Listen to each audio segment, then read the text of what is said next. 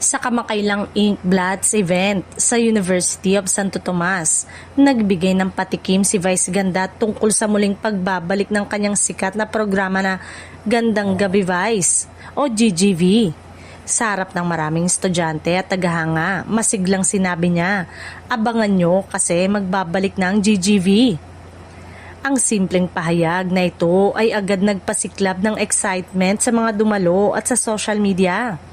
Maraming fans ang nagbahagi ng kanilang pananabik habang naglalaro din ang espekulasyon tungkol sa kung ano ang bagong sorpresa at segment na ihahain ng show. Matatandaan na kilala ang GGV sa kakaibang halo ng celebrity interviews, nakakatawang segment at viral challenges na naging paborito ng maraming Pilipino sa loob ng maraming taon.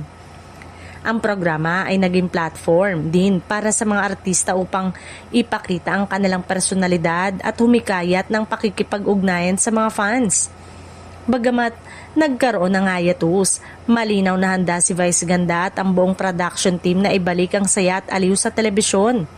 Ayon sa mga nakasaksi sa event, mukhang marami ng bagong ideya at sorpresa ang inihahanda para sa pagbabalik ng programa. Ang pagbabalik ng GGV ay inaasahang magdudulot ng mataas na antas ng interes mula sa mga manonood.